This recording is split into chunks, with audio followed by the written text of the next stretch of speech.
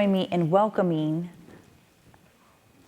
our next speaker, who will be talking about intergenerational trauma and its long-term effects, and the topic title is It Ends With Us.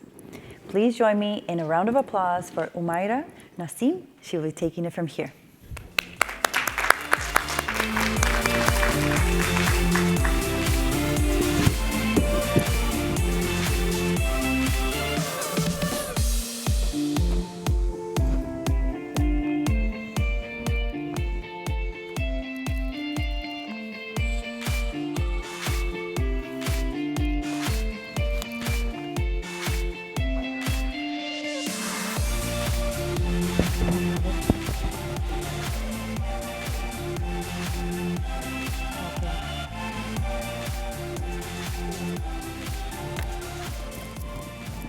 Hello, everyone. Thank you for joining me on this important discussion on intergenerational trauma. I stand here today to shed light on the most profound and deeply impacting aspect of human experience that transcends generation. Oh, my presentation, I don't have the clicker. Huh, there it is. Okay. So, before we start the presentation, let me tell you a little about myself. I'm a very paradoxical personality. One day you will see me in my comfort zone, in a cozy place, reading a book, and another day you'll find me skydiving. And that's how I am, and that's how I have learned through different opposite experiences in my life. I have a deep thirst for knowledge and curiosity. I'm very curious, a thirst for knowledge and learning, and that lended me into a very severe spiritual awakening experience. And during that awakening journey, I learned a lot about intergenerational trauma. I figured out my own ancestry, researched a lot about it, and here I am to present my keynote on intergenerational trauma, which is It Ends With Us, Healing the Past, Empowering the Future Generation. Empowering the Future, Understanding Intergenerational Trauma. Today's agenda, it's firstly, we need to understand that intergenerational trauma exists. And with my experience in healing and coaching, I've come across numerous clients that want certain outcomes in their life. May they be professional milestones, or they want to get better in shape, or they want to get stress or depression free. But they live certain patterns in their life or certain beliefs that limit them from the very goals that they desire. And on top of that, they also suffer from certain either autoimmune disorders, chronic illnesses like diabetes or hypertension. And the first line of action is the medical intervention through drugs. And which means that they want, instead of going to identify the root cause, it's just like suppressing the symptoms, which which does not cut the root of the condition that they're going through. When we dive deeper, we find out that there are certain patterns of ideas, beliefs, thoughts that are carried from one generation to another, and that is how intergenerational trauma happens, and what intergenerational trauma is. So today's agenda, we'll first understand what intergenerational trauma is. Then we'll identify some important types of intergenerational trauma and how they impact us both individually and collectively. And then we will work our way how to heal ourselves and the societies at large. So let's begin. What is intergenerational trauma?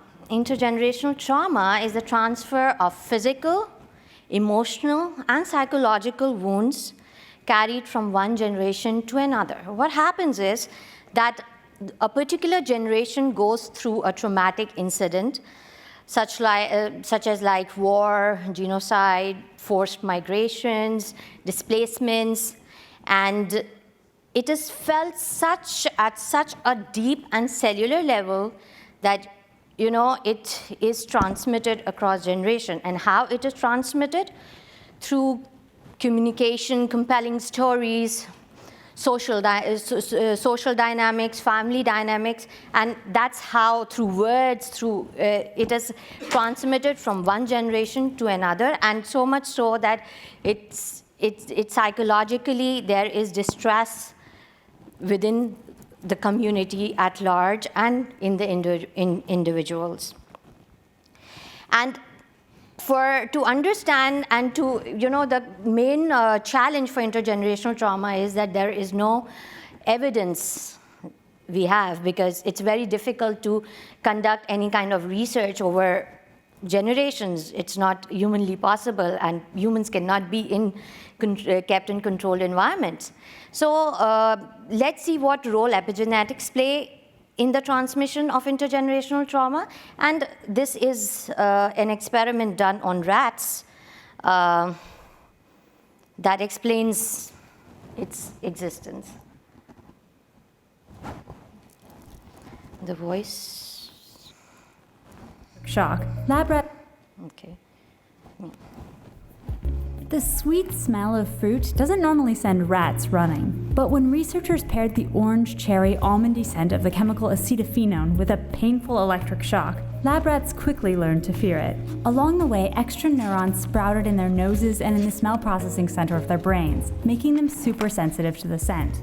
This result isn't shocking. What is surprising is that the rats' pups and their pups' pups were also startled by the smell of acetophenone and had the same extra neurons as their fathers, despite never having been introduced to either their dads or the fruity scent before. But how could the pups have inherited something that their fathers learned? Basic genetics tells us that only DNA gets passed along to offspring. Characteristics like memories, scars, or giant muscles can't get passed on since acquiring them doesn't alter the genetic code. But it turns out that instilling fear in the rats did trigger genetic changes, not in the DNA sequence itself, but instead in how that code was read and used in the rats' bodies. In every cell, biological machinery constantly translates DNA into the proteins needed to carry out vital processes. Chemical switches attached to the DNA turn genes on or off or up and down, telling the machinery which proteins to produce and in what quantities. These switches, called epigenetic tags, are why a kidney cell looks and acts differently than a skin or nerve cell, even though all three cells have identical DNA. But the switches in any one cell aren't set in stone. Teaching those rats to fear the fruity smell switched one of their smell-sensing genes into overdrive. Researchers don't know all the places in the rats' bodies where this switch got flipped, but they know it happened in one key set of cells, the rats' sperm cells, which would one day pass along the tweaked genetic material, making the next generation of rats super sensitive to acetophenone. Rodents aren't the only creatures demonstrating this weird type of inheritance. In Epigenetics, Sweden, boys who suffered through tough winter famines went on to have super healthy sons, with extremely low rates of heart disease and diabetes. And their sons had the same excellent health, living an unbelievable 32 years longer on average than the grandsons of boys who hadn't gone hungry.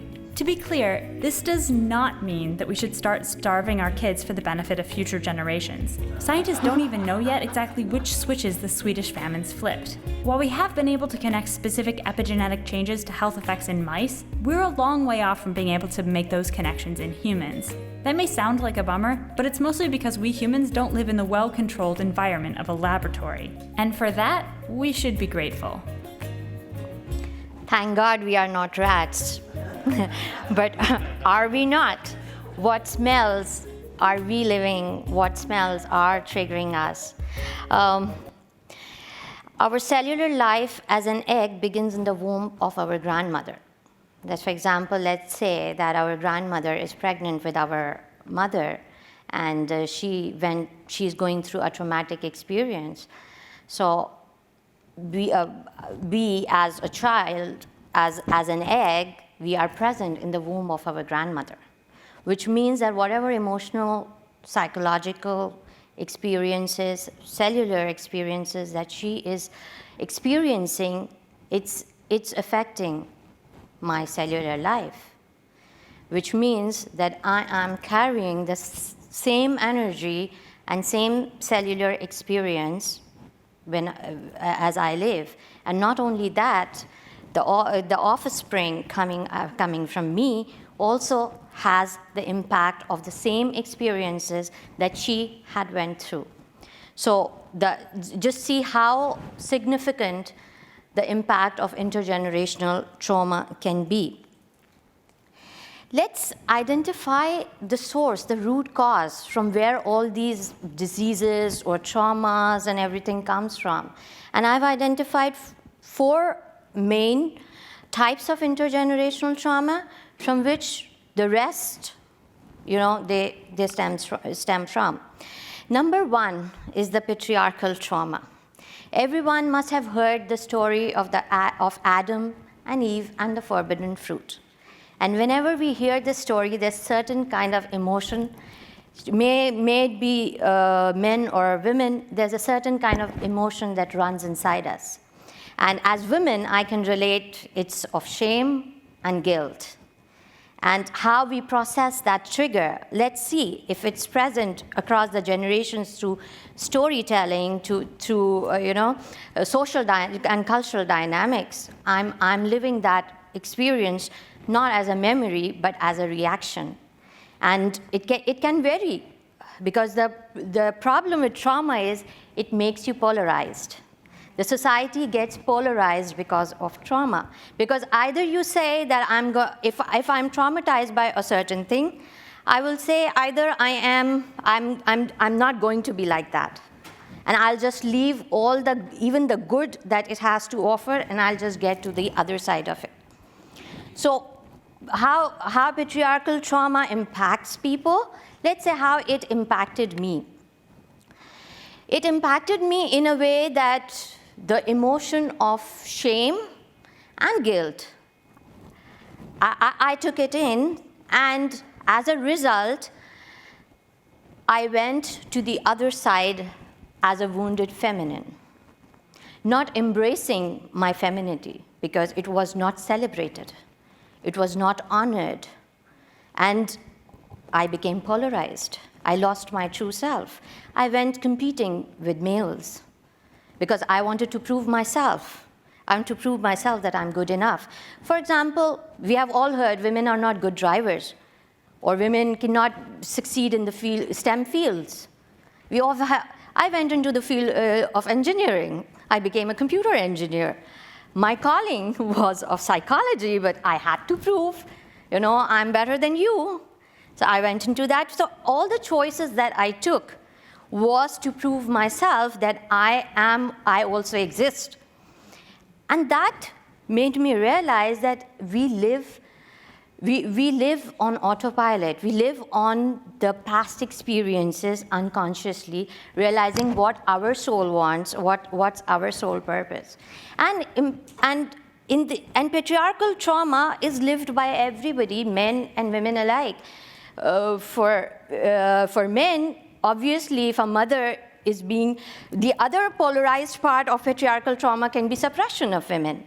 And women would be suppressed and not allowed to go to schools and education and stuff. Just imagine a woman who is a connection to the spiritual realm, birthing a spirit, bringing a child into this world, is going through these kinds of feelings. No matter if you are male or female, you are going to be impacted by these psychological and emotional experiences. Let's move on to childhood trauma. And again, the first story after Adam and Eve, we hear about the story of Cain and Abel. And that story we all live even even now in our days, as a child, wherein we have this certain mindset that, there is a favorite child in the family and all the opportunities that child gets. And we rather than having a sibling bond of collaboration, we compete for the attention of our parents. And that's how childhood trauma, a certain kind of childhood trauma we experience. Or for example, childhood trauma can be in the form of family loyalties. For example, if service to others is considered as godliness, next to godliness, then the child in the family who is not impacted by this belief would be, because of the family loyalty, would prove his worth going out of the way, losing his or her boundaries, and losing self-care even to become a people pleaser. And in this way, and the child who is impacted because, let's say, a parent believes in this kind of belief, serving others is next to godliness, and you should leave everything and serve other people. A child who is being neglected because of this belief would become polarized, totally opposite. He will have tendencies of narcissism. He'll say, oh my God, I'm going to look after myself and my family. Others don't come in my life. They don't exist. And that's how two different, the left wing and the right wing forms. And as the Hermetic philosophy goes, as above, so below, it spreads in the society, just like that. And no matter,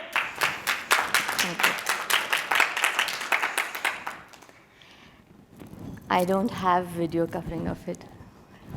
Millie? Is somebody making a video? Oh, wow. Thank you. I was like, it's not covered, but I'm so into it.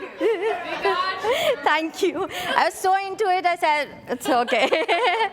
You're a big team. Thank you. Thanks a lot.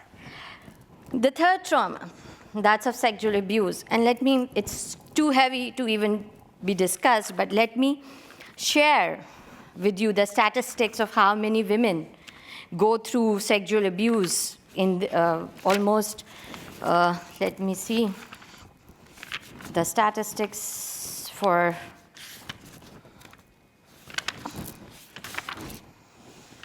30% of women 15 years and older had been subjected at least once in their life to physical or sexual violence from intimate or non-intimate partners. That's how severe it is. And yeah, that's only the recorded ones. Most of out of shame and guilt, and they don't even come up. So just imagine. And let's see what are the impacts of sexual trauma. It highly impacts your relationships. The first thing in relationship is trust. You are unable to trust people anymore. And when you're not unable to trust, how are you going to connect with people?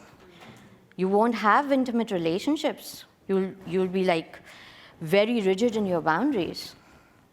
And not only this, there are so many studies on how your mental health suffers, PTSD, so many things. So these are things these are the elephants that we need to talk about. We need to bring them to the surface and heal ourselves, heal the world, and have a more resilient society. Moving forward, the last one that I want to discuss is about colonial trauma. And that's something I have been living, and I'm sure people who have been colonized can relate to the long-lasting impacts. Even after 4 generations, I see that mindset of slavery, that inferiority complex, that your language is not, it's not good, your dressing style is not good. Ours is better than yours. The literature, the indigenous culture, the traditions, all the ancestral methods of living, you lose it because of that imposed culture on you, which says that we are better than you, you are lesser. And that's how you get disconnected with your ancestral heritage. So much so that you even, when you fall into diseases, the inherited traumas, the inherited diseases, you lose even the connection with the ancestral healing methods, because now they hardly exist, or even if they exist, they are not honored and respected the way they should have been. So this is the long-term impact of intergenerational trauma. And let's understand at a deeper level how trauma impacts us. It impacts us not as a memory. It's not a lived memory. We don't even remember. The first 4 years of a child's life an adult's life is run, or 80% of adults' life is run on the first 4 years as a child. Whatever the beliefs are formed in those 4 years, that is run, and we consciously, unconsciously run it. Let me give you an example. While I was talking about childhood trauma, this is the bag of my niece. I'm coming from Dubai. I went to Texas to meet my siblings, and I spent some time with my nieces, 2 of them. So while I was coming, I needed a backpack to keep my books, to bring some copies of my books. So I asked their mother, and she said, okay, you can take the backpack of the older sibling because it's more sober. It does not have cartoon characters and stuff. So my younger niece, she was like, oh, she calls me Puppo. And she said, she was like, if she wished that I would take hers. And hers was the Elsa's one. And I was like, and I was so excited. I was so excited because as a younger sibling, what happens is that we do not get accepted for our choices, because always the older ones is better than ours. So I happily said, oh my God, this Elsa, I love it. And aren't we all frozen in our childhood like that? Yes. We all are. Yes.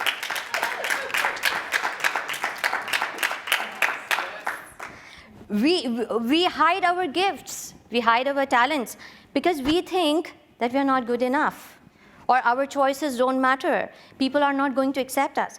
So I happily and proudly took this bag, and I said, I love it. I put my copies of my books inside, which are my dreams, and I said, oh, I'm going to take this.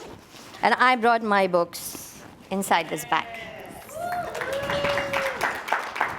So we can make a difference by our gestures. Together we can, for the first step in this is to identify where is it coming from, what are the beliefs that are we unconsciously living, what are the thought patterns that we are living, what emotions, what uncomfortable emotions are we not acknowledging within ourselves.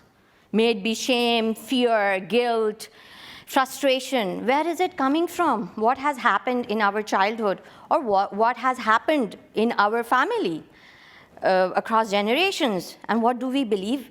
What are we believing which is not serving us anymore? And as a result, what actions are we taking based on the behaviors?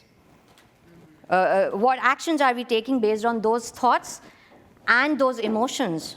If we are not grounded enough, all our behaviors will be, from that traumatic lens. I'm not good enough, my choices are not good, I'm not accepted, I'm abandoned. We're all where it's coming from. Similar dynamics. Do you agree? Yes. Yes.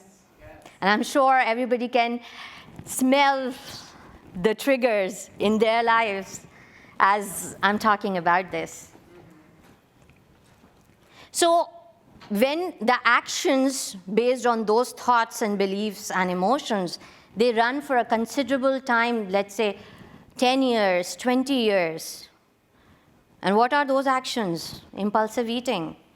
When we feel frustrated or when we feel uncomfortable emotions like sadness, we cannot handle, we grab a cookie. Let's have a dopamine hit, feel good.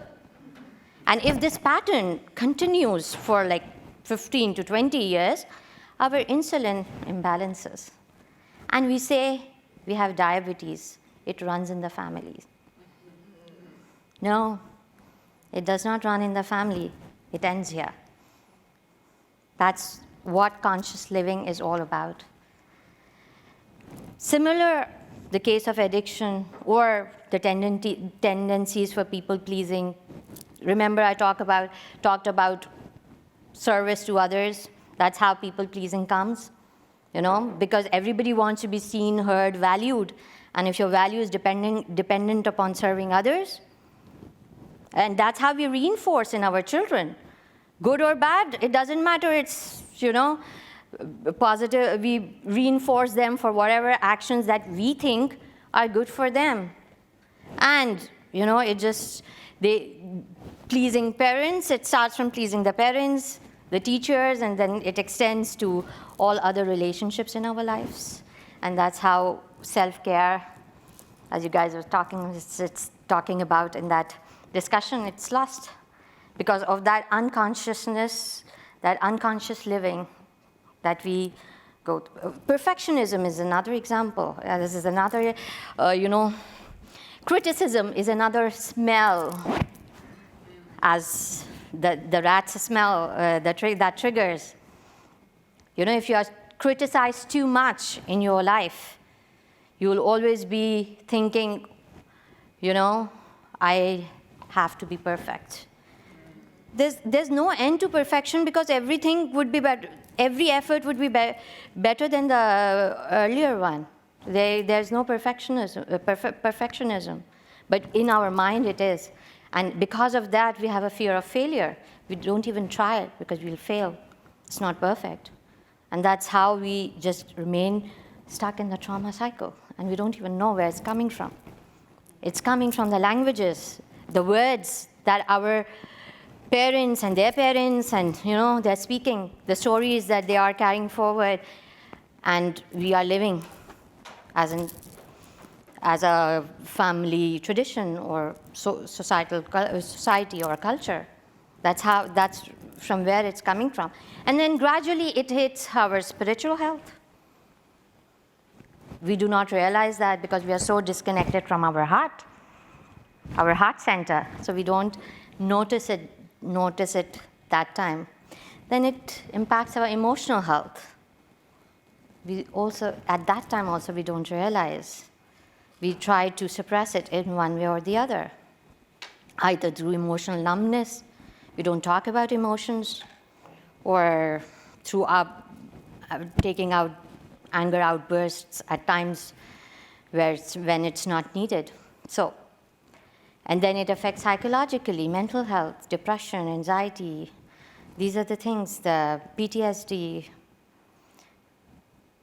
And finally, the tangible results come in the lab reports when we get physical illnesses. And then we wake up, oh my God, what happened?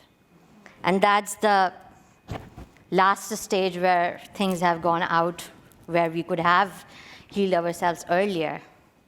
So we need to wake up. It's a wake-up call that we need to start living consciously. Until you make the unconscious conscious, it will rule your life and you will call it fate. Yes. How many times, we do that? Amazing. And you say, oh, this is what God has done and that's how life goes, and, things like that. And as Einstein says that, if you keep on repeating same things, you mentioned, right? Yes. You cannot expect different results. It's insanity. So, moving forward, healing is possible. Healing can be done, but first of all, we need to be aware that what we are going through, we need to acknowledge what we are going through. We cannot just brush things under the carpet and say, oh, all's well. No, nothing is well unless you acknowledge it, face it, and release it, and forgive it, John. Yes. That's so very important. Yes. Release that energy, let it go, let it go. And regarding forgiveness, whenever I'm in a stage where I'm unable to forgive, I remember Nelson Mandela. I happened to see his prison in South Africa. 27 years of his life he spent in that small cell. And leaving that cell, he said, if I do not forgive, all my, whatever I do, if I don't come out of this cell forgiving people, it won't. I'll be living that poison, right?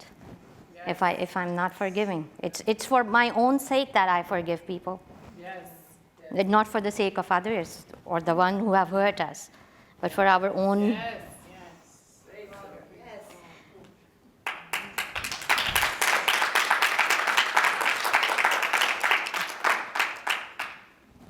And as all healers and doctors here are present, they know how important integration of holistic medicine. It is so very important with the conventional. So we should work together to, for preventive, integrated, functional medicine to become mainstream, so that even before the disease is diagnosed, we have taken preventive measures for that. And then introspection. 2 questions, very important. I'm sure everybody has heard these 2 questions, and they open the door to immense knowledge and understanding of the self. Why we feel the way we feel. Why we act the way we do. These are the 2 questions that are going to open doors to every answer you are seeking. You have to sit with yourself, mute the social noise, ask yourself what's happening inside you. Why are you reacting? Are these projections of your own shadow, the people around you? Or they are really hurting you, or are they projections of your own shadows? So we need to introspect. Then we need to seek help. Asking for help is not asking for help is another trauma. Mm-hmm. Yes, it is. Because you are, yes. I'm sure people can relate. Yes. So you need to break that belief, and you need to ask for help, its power, its strength, and go for coaching, for therapy, for counseling, so that you can be the best version of yourself. You can live to your fullest potential without being living from the lens of trauma that you might have, or it's coming from the ancestry. You never know. And then the connection between mind, body, soul, spiritual, emotional, mental health, physical health.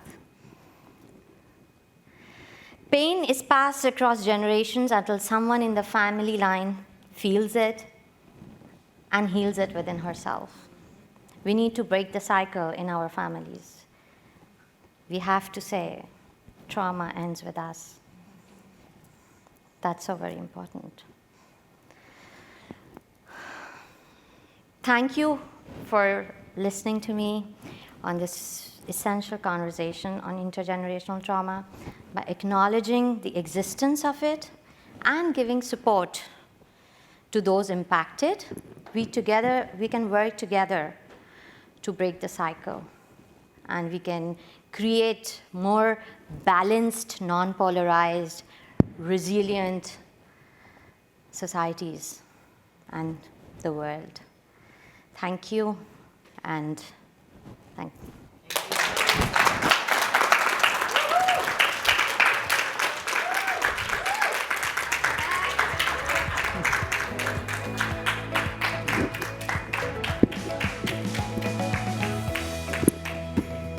Thank you so much, Humaira.